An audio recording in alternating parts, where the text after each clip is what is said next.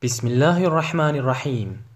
There are some ulama whose names are known amongst the people, and yet they don't often know all that much about them besides their names, despite the fact that those ulama were giants in knowledge. In fact, calling them giants would be an understatement to their level of knowledge. One such Imam whose greatness is often lost on people is Imam Abu Muhammad Mahmud ibn Ahmad al-Aintabi, but who is famously known as Imam Badruddeen al-Ayni Rahimahullah. Imam Badruddin al-Ayni Rahimahullah was born in the year 762 after Hijrah in a place in Turkey that used to be called Aintab, but which is today known as Gaziantep. And it is from the word Aintab that the title of Ayni comes from, because it is an abbreviation of the name of the city.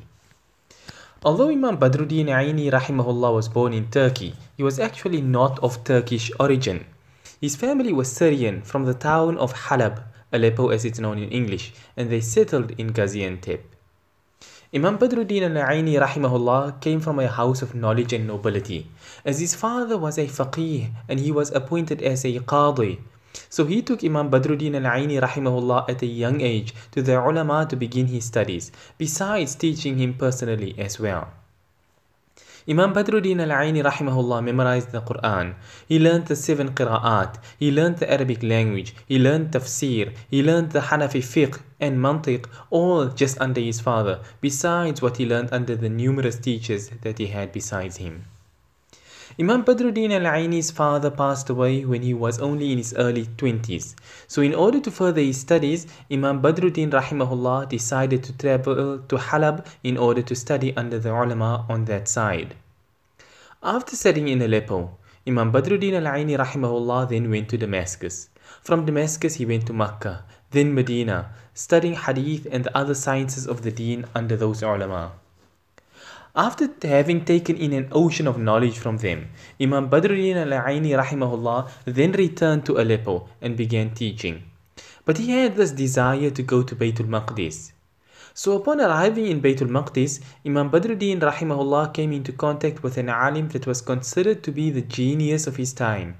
His name was Imam Alauddin as-Sirami Rahimahullah. And so Imam Badruddin Rahimahullah began studying under him.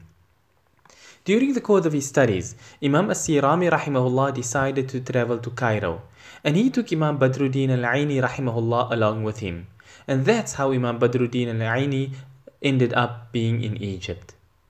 Imam Badruddin al-Ayni Rahimahullah remained for a few years in Egypt until Imam as-Sirami Rahimahullah passed away. With his teacher now gone, Imam Badruddin Rahimahullah decided to return to Syria.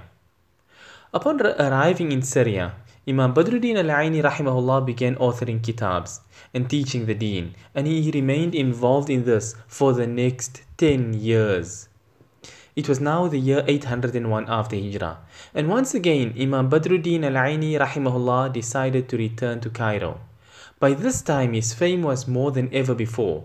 So when he arrived in Cairo, he was appointed by the Mamluk Sultan as the head of the Hisbah. And his job was to see that the big and bustling marketplace of Cairo functioned according to the laws of the Sharia. When the Sultan passed away and his son Nasiruddin Faraj took over, he promoted Imam Badruddin al-Ayni Rahimahullah to the post as the head of endowments.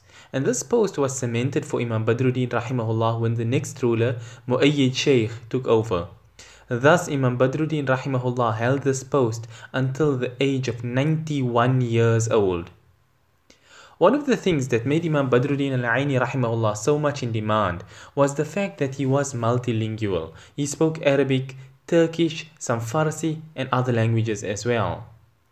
This ability earned Imam Badruddin al-Ayni Rahimahullah a big position in the court of the Sultan, because not only was he selected to be the ambassador whenever foreign people came, because he could converse with them and relay to the Sultan, but in fact this ability earned Imam Badruddin Rahimahullah the title of Muallimus Salatin, the teacher of the Sultans.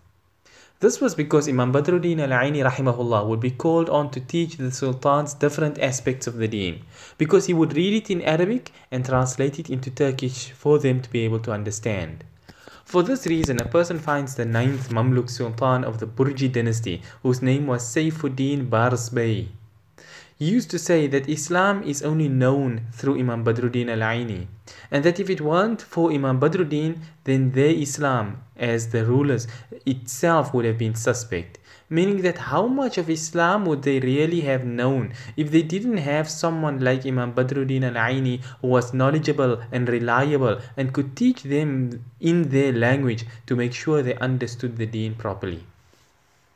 This knowledge of Imam Badruddin al-Ayni rahimahullah led to him being appointed as the chief Hanafi Qadi of Egypt, and he remained as such for a few years before withdrawing from that position to focus on his writing.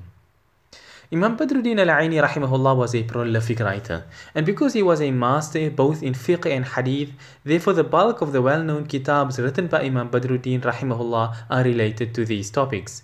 That and history as well, because Imam Badruddin was extremely knowledgeable in history. In hadith, Imam Badruddin al-Ayni rahimahullah wrote Umdatul Qari, which is an explanation of Sahih al-Bukhari. He also wrote an explanation of Sunan Abu Dawud. He wrote one on Sharh Ma'ani al-Athar of Imam al-Tahawi rahimahullah. This is besides the many books that were written on the sciences associated with hadith. Then when it comes to fiqh, Imam Badruddin al-Ayni rahimahullah wrote Al-Binaya, which is an explanation of Al-Hidayah of Imam al-Marghinani rahimahullah. He also wrote Ramzul Haqaiq, which is an explanation of Kanzul Daqaiq of Imam al-Nasafi rahimahullah. If a person speaks from the point of history, then Imam Badruddin rahimahullah wrote numerous kitabs on the subject, but his most famous one being Iqdul Juman fi Tarikh Ahli Zaman.